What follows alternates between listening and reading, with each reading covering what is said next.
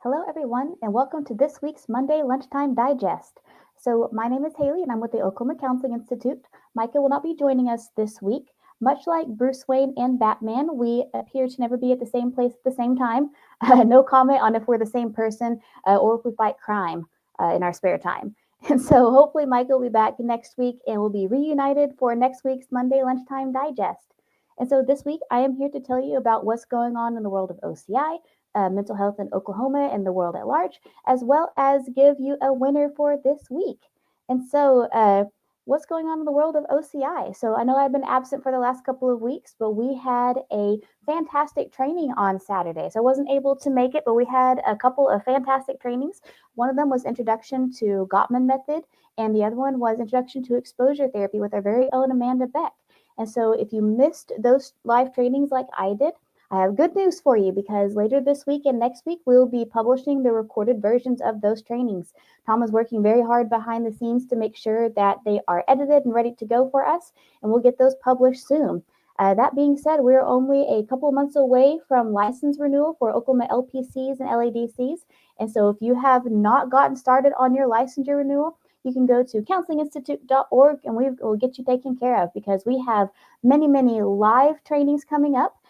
June is stacked with a lot of live trainings. We'll be publishing the signups for those this week. But I'm really happy to announce we welcome back Jamie Lavecchio Hayes. She'll be talking about an introduction to harm reduction training or harm reduction and substance abuse treatment. We'll have an introduction to sex therapy. We'll have ethics of working with couples. We'll have resilience and trauma and much more. And so go to counselinginstitute.org to register today. If you're more of someone who likes to do trainings on your own, maybe you like to not leave your couch or your comfy pants, you can also go to counselinginstitute.org to find our entire on-demand catalog. And so right now, I think we're up to about 180 on-demand hours of training, which is wild to think about. And so we have lots of different options for you to choose from. So go to counselinginstitute.org to find all those trainings. And again, more will be added soon. Thank you, Tom, for all of your hard work in editing. And thank you, Amanda, for all of your hard work presenting last week. And so that's what's going on in the world of OCI. Oh, wait, I forgot. We have more. Also, a reminder next month, I can't believe I'm saying next month, is our fourth annual Summer Super Summit. Our Summer Super Summit will take place May 15th and 16th this year. It'll be 2 days jam packed with evidence based CEUs and a lot of fun. And so you can go to counselinginstitute.org to register today or go to summersupersummit.com to learn more to see all of our breakout sessions. So I know I'm biased because I helped to create our breakout trainings list, but I think that this year is our best breakout training session yet. And so go to summersupersummit.com to read about who we're going to have this year, learn more about our keynotes, and register today. And so now I'll let you know what's going on in the world of mental health. And so the first thing I have is a publication from the Harvard T.H. Chan School of Mental Health, of Public Health. And so researchers at Harvard have been looking more into how wildfire pollutants may be affecting our mental health. And what they have found is that whenever they looked at wildfire-specific pollutants in the air for different zip codes, those zip codes had an increase in anxiety, depression, mood disorders, psychotic episodes, and ER visits for mental health episodes in the weeks after the increase in wildfire pollutants. And why this research is very pertinent right now is because, as we know, California recently experienced a wide swath of wildfires.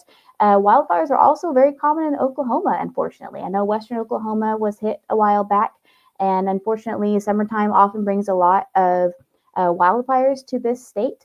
And so just something to keep in mind as we're working with folks in rural Oklahoma and beyond. As wildfires start to increase, mental health conditions might worsen as well. Not only did that lead to an increase in mental health symptoms, but also it worsened symptoms in those who already had anxiety, depression, psychotic or mood disorders. And so there's something to kind of keep in mind, more food for thought, as those wildfires start to come. And so in the world of Oklahoma mental health, some disheartening news. So according to K4, the ODMH is facing a $43 million shortfall with their budget. And so according to Oklahoma Voice, This shortfall has already led to some treatment centers reporting their contracts being broken with ODMH, reporting a decrease in funding. And as we might know, as we've talked about in the past, Oklahoma Department of Mental Health and Substance Abuse Services is currently being audited by two different organizations. Allie Friesen, who is the current commissioner, requested one of those audits back in March due to some discrepancies in the budget. Now, some voices are saying that it is the current administration under Friesen that is leading to the budget difficulties. Some are saying it is due to the previous administration. So I think we're just going to have to kind of wait and see what the audits find when it comes to where the money is going, why we're experiencing such a shortfall. Now, Commissioner Friesen has said that she will be requesting an increase in the budget, more funding next year, but she's not certain if the ODMH will actually get that funding. And so in the meantime, it looks like those who are funded by ODMH may risk having a decrease in funding, which might not only impact those centers, but impact how they can provide mental health services to Oklahomans. And as we know, Oklahoma is experiencing a big need for mental health treatment. And so this might unfortunately impact us for the worst. So to be continued on that.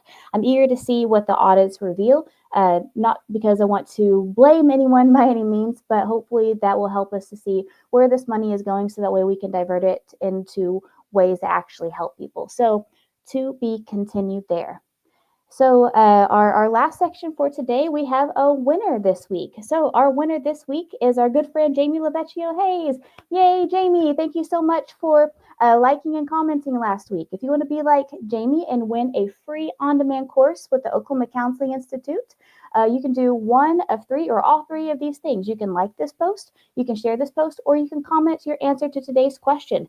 Every time you do one of those three things, not only do you help us grow, you help us to feed the algorithm, but you also get entered into a chance to win next week's prize. So that being said, this week's question is, what is spring good for? And so what is spring good for? Is spring good for garage sales? Is spring good for cleaning? Or is spring good for gardening? Tell us which one of those activities do you feel like is most important to do in the springtime, or what is most important way to spend your time in the springtime?